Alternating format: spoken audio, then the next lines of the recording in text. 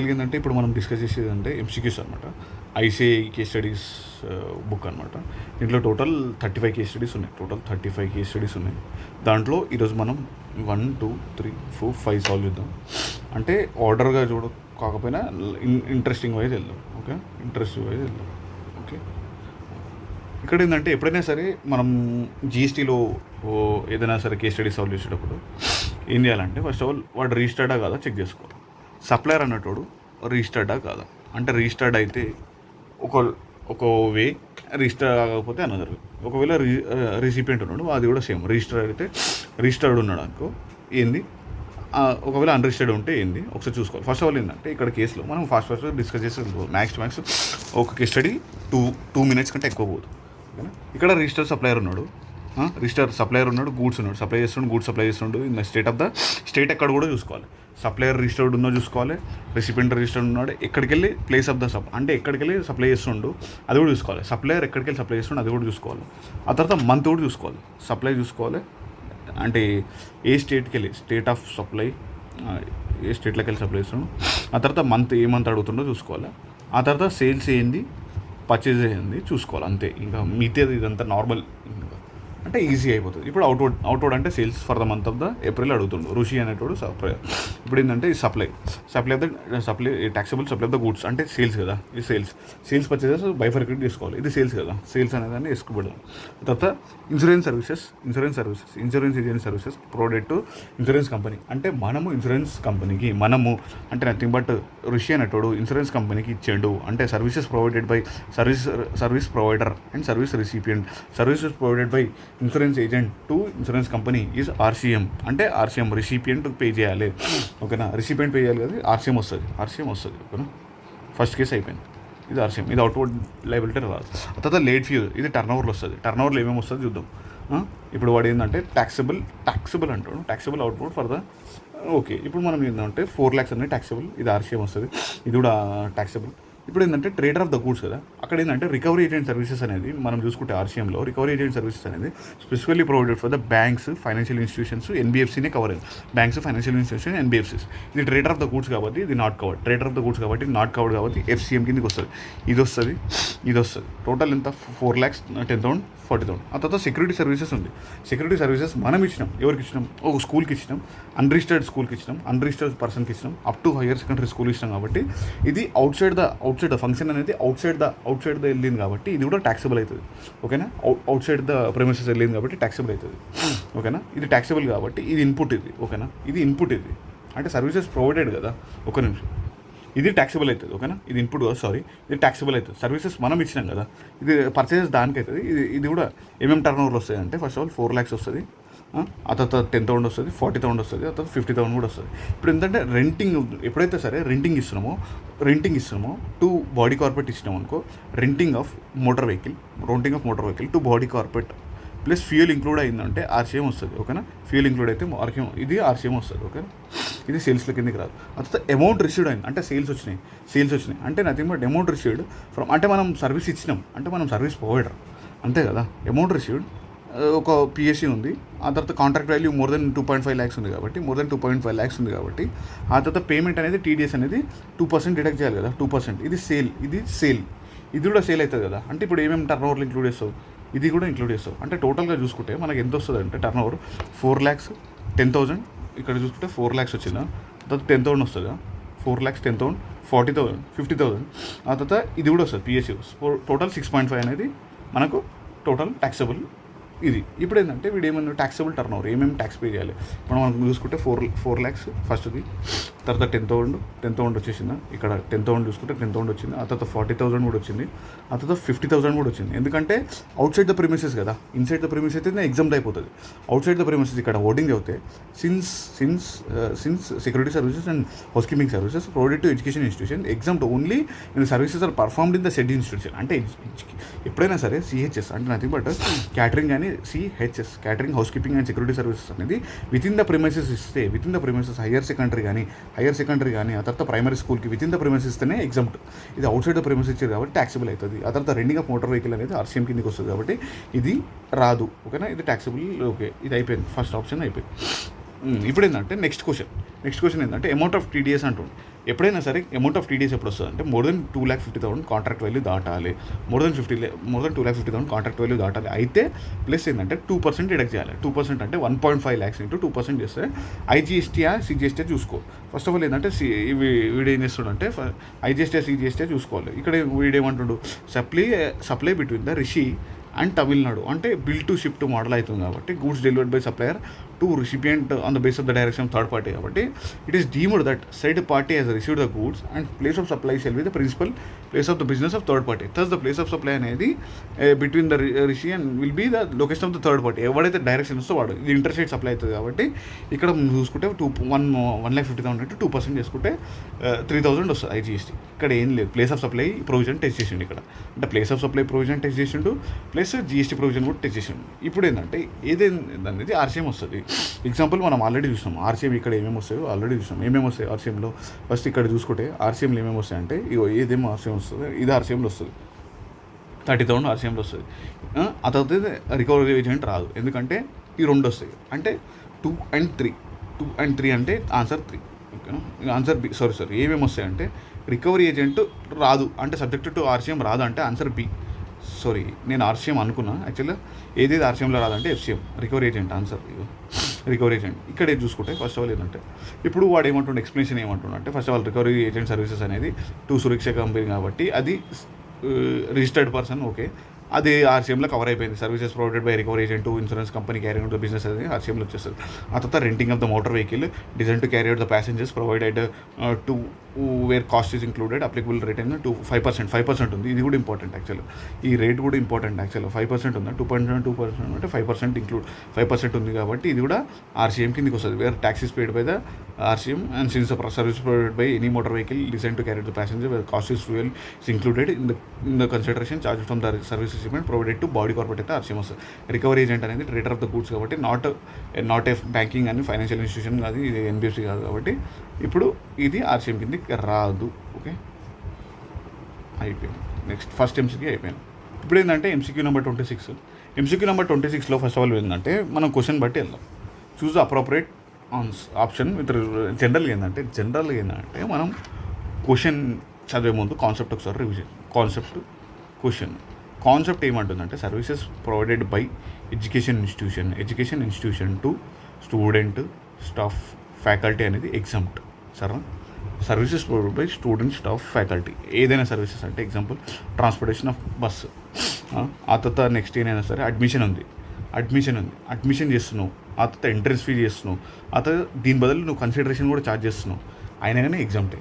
ఇక్కడ ఏంటంటే first of all first MCQ ఏంటంటే first read the question properly because the question asking about the services provided by education institutions student అనేది generally exempt అయిపోతుంది అని general position చెప్తుంది. ఇప్పుడు ఏంటంటే వీడు ఏమడుగుతున్న క్వశ్చన్ లేదంటే ట్రాన్స్పోర్టేషన్ ఆఫ్ స్టూడెంట్స్ కానీ స్టాఫ్ కానీ ఆ తర్వాత టీచర్స్ కానీ బై అదే బ్రైట్ ఎడ్యుకేషన్ అనేది ఇక్కడ చూసుకుంటే బ్రైట్ ఎడ్యుకేషన్ అనేది ఎడ్యుకేషన్ ఇన్స్టిట్యూషన్. ఓకేనా, ఇక్కడ ఏంటంటే సర్వీసెస్ ప్రొవైడెడ్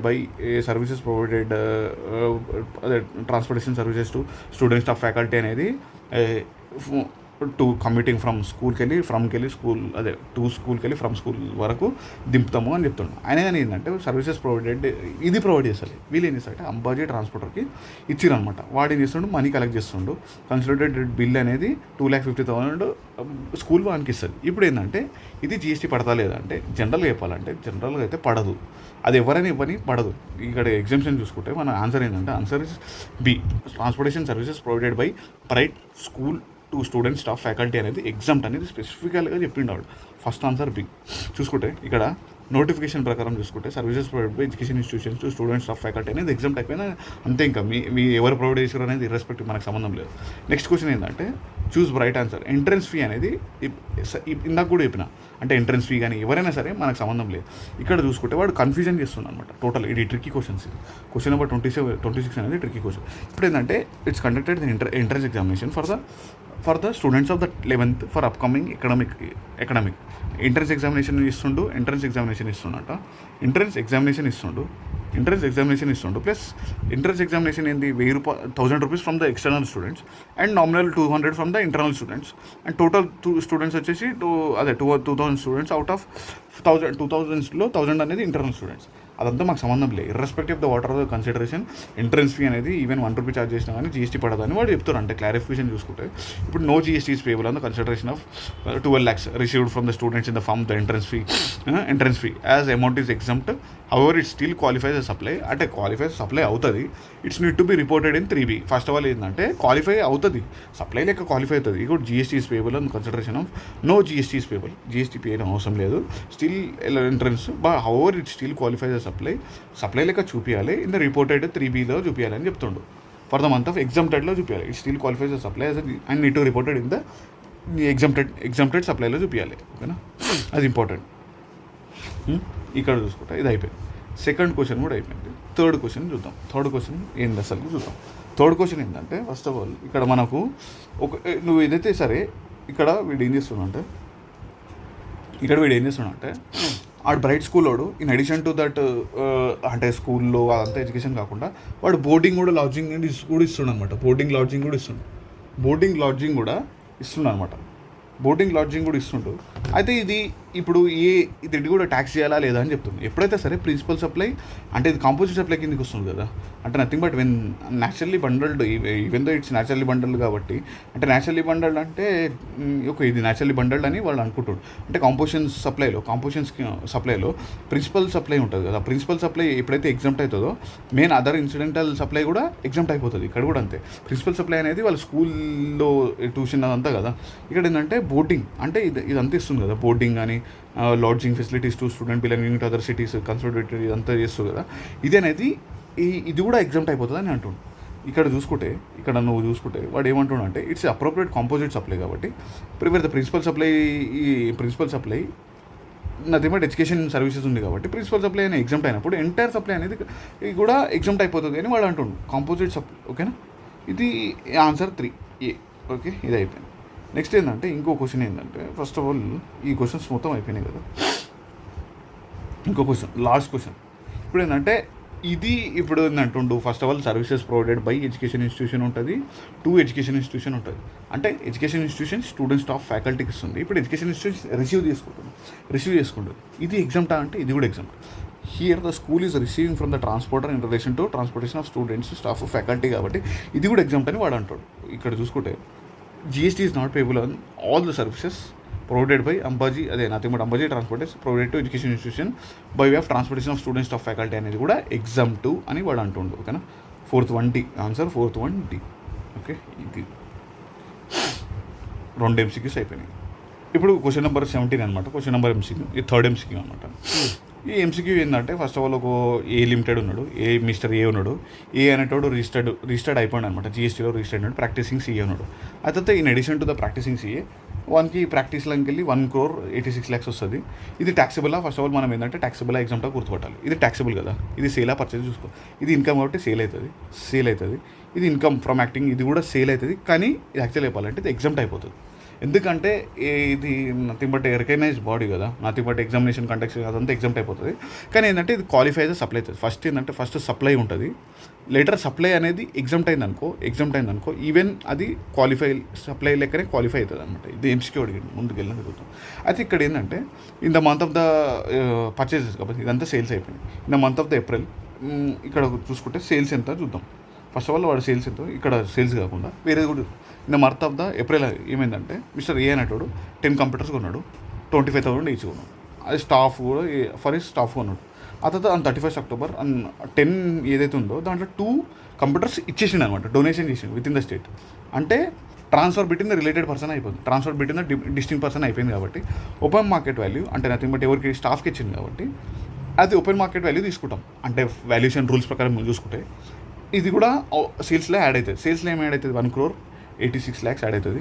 ఆ తర్వాత 13,90,000 యాడ్ అవుతుంది. 13,90,000 యాడ్ అవుతుంది. ఇది యాడ్ అవ్వదు, ఎగ్జామ్ట్ వస్తుంది. అయితే ఇప్పుడు ఏంటంటే ఆ 2 into 10,000 చేసామంటే 20,000 వస్తుంది. ఇప్పుడు టోటల్ ఎంత అంటే సేల్స్ చూసుకుంటే 1,86 lakhs అనేది టోటల్ సేల్స్. అంటే నథింగ్ బట్ ఇన్కమ్ ఫ్రమ్ అది ప్లస్ 13,90,000 ప్లస్ 20,000 అనేది మనకు ఇది టోటల్ టర్న్ ఓవర్. ఇప్పుడు చూసుకుంటే అసలు ఏంది అగ్రిగేట్ టర్న్ ఓవర్ చూసుకున్నాం అనుకో 1 crore ఇక్కడ వస్తుంది. ఇక్కడ 1 crore వస్తుంది. అది ట్యాక్సిబుల్ అవుతుంది, 1 crore ట్యాక్సిబుల్ అవుతుంది. ఎగ్జామినర్ అనేది in the terms of exemption ఇక్కడ ఏంటంటే టర్న్ ఓవర్లో వస్తుందా రాదా, అగ్రిగేట్ టర్న్ ఓవర్లో అంటే అగ్రిగేట్ టర్న్ ఓవర్లో టోటల్ టర్న్ ఓవర్ తీసుకుంటావు కదా, ఎగ్జామ్టెడ్ టర్న్ ఓవర్ అవ్వచ్చు, ఏదో టర్న్ ఓవర్ అవ్వచ్చు, ఏదైతే సరే అగ్రిగేట్ టర్న్ ఓవర్లో టోటల్ టర్న్ ఓవర్ తీసుకుంటాం కాబట్టి exempt in the terms of okay ఇది కూడా తీసుకుంటుండు ఇది కూడా తీసుకుంటుండు టోటల్ టర్న్ ఓవర్ వచ్చేసి 2 crores ఇది కూడా తీసుకుంటాడు. ఇక్కడ ఏంటంటే టర్న్ ఓవర్లో యాక్చువల్గా ఇక్కడ మిస్టేక్ పాయింట్ ఏం చెప్పినా అంటే నేను ఇది కూడా తీసుకుంటుండే, ఎగ్జామ్టెడ్ టర్న్ ఓవర్ కూడా వస్తుంది కాబట్టి అగ్రిగేట్ టర్న్ ఓవర్లో ఆ టర్న్ ఓవర్ కూడా తీసుకుంటాం. ఓకేనా, ఎగ్జామ్టెడ్ టర్న్ ఓవర్ కూడా వస్తుంది కాబట్టి ఇంకోసారి రిపీట్ చేస్తున్నాను, ఎగ్జామ్టెడ్ టర్న్ ఓవర్ కూడా వస్తుంది. జనరల్ అయితే ఇది ఎగ్జామ్ట్, కానీ aggregate turn over includes turn over, exempted turn over కూడా వస్తుంది కదా, ఎగ్జామ్టెడ్ టర్న్ ఓవర్ నిల్ ఎగ్జామ్టెడ్ ఎక్స్పోర్టెడ్ అవన్నీ వస్తాయి కాబట్టి ఇది కూడా తీసుకుంటాం. ఓకేనా, ఇప్పుడు ఇది అయిపోయింది, సెకండ్ క్వశ్చన్ అయిపోయింది. ఇప్పుడు ఏంటంటే ఎప్పుడైనా సరే ఇప్పుడు what is how many years అనేది రిటైన్ చేయాలి బుక్స్ ఆఫ్ అకౌంట్స్ అనేది. జనరల్గా ఏంటంటే డేట్ ఆఫ్ ద యాన్యువల్ రిటర్న్కి వెళ్ళి date of the annual return financial year A financial year ఉందో, ఇప్పుడు ఫైనాన్షియల్ ఇయర్ ఏది ఉంది 23-24 కదా, 23 ఇప్పుడు చూసుకుంటే మనకు ఫైనాన్షియల్ ఇయర్ ఎప్పుడు ఉంది, ఫైనాన్షియల్ ఇయర్ మనకి ఎప్పుడు ఇచ్చిండంటే ఇక్కడ ఫైనాన్షియల్ ఇయర్ 24 ఉంది కదా, 24 అంటే 31st December 2024కి 6 years యాడ్ చేసుకున్నాం అనుకో, 6 years యాడ్ చేస్తే ఏమొస్తుంది 31st December 2030 వస్తుంది.